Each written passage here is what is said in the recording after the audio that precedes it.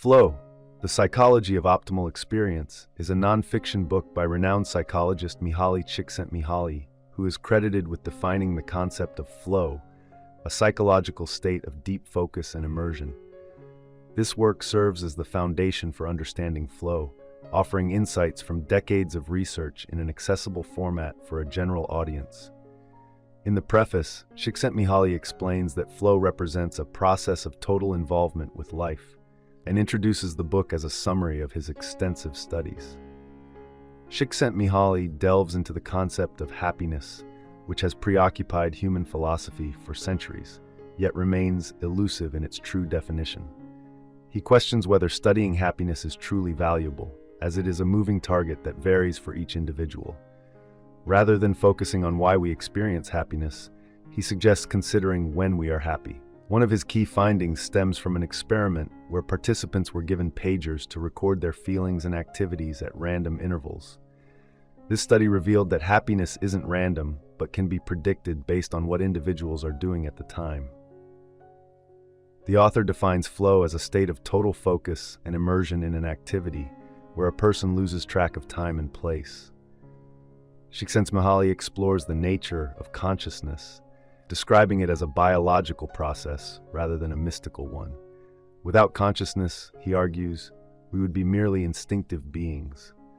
Consciousness allows us to filter experiences and responses, enabling us to direct our efforts toward attaining happiness. While acknowledging humanity's creative potential, Csikszentmihalyi asserts that there is no evidence for mental powers or extrasensory perception. Instead, he believes that the pursuit of happiness should be about improving the quality of our lives in meaningful ways. He identifies two strategies for enhancing life quality: changing external conditions and altering our reactions to those conditions. Achieving happiness, therefore, involves knowing which approach to take in any given situation. For example, while we can't alter our genetic makeup, we can manage how we respond to life's challenges. Csikszentmihalyi also discusses the conditions for experiencing flow, noting that it can occur either through careful planning or by chance. Engaging in a planned activity that we enjoy can lead to a highly fulfilling experience, while sometimes unexpected enjoyment arises from events that exceed our expectations. The opposite occurs when an unexpected event or activity brings joy, or when an event we fear turns out to be more enjoyable than anticipated. Csikszentmihalyi explores how flow manifests in physical activities like dance, where we become absorbed in our body's movements and abilities. While many people experience flow instinctively through physical activity, Csikszentmihalyi emphasizes that the mental aspect of flow is always present, whether we recognize it or not. Achieving flow through mental activities is often easier, as the mind naturally drifts into chaos when the body is idle, typically gravitating toward problems or free associations. Flow is achieved by bringing structure and order to our thoughts, forcing them beyond the familiar to generate new ideas.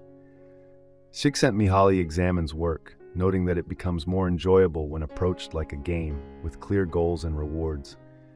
He argues that jobs should be designed to mirror the patterns of flow, though a challenge arises when people enjoy their work but find their free time less fulfilling, because they aren't using their skills and the mind is left to wander. To make free time as enriching as work, people must learn to structure it, imposing order to achieve flow during their leisure. Flow also extends to solitude and our relationships with others. While solitude is often seen as unpleasant due to a lack of structure and goals, Csikszentmihalyi suggests that we can learn to enjoy it by setting goals and engaging in activities that give it meaning, rather than relying on distractions. Similarly, we can enhance our relationships by recognizing the patterns of flow and seeking out friends who support our goals, providing a safe emotional space for growth and experimentation.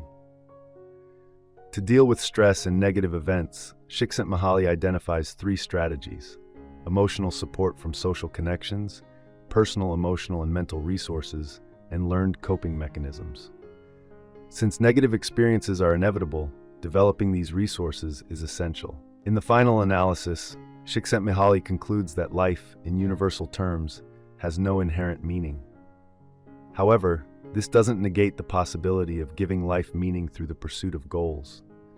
Each individual goal carries its own significance, and when viewed collectively, the goals of our lives create meaning. Achieving flow throughout our lives requires choosing goals that align with our mental and spiritual efforts, providing motivation even during times of exhaustion. I hope you enjoyed this video. Leave a like if you did, and be sure to subscribe. Thank you.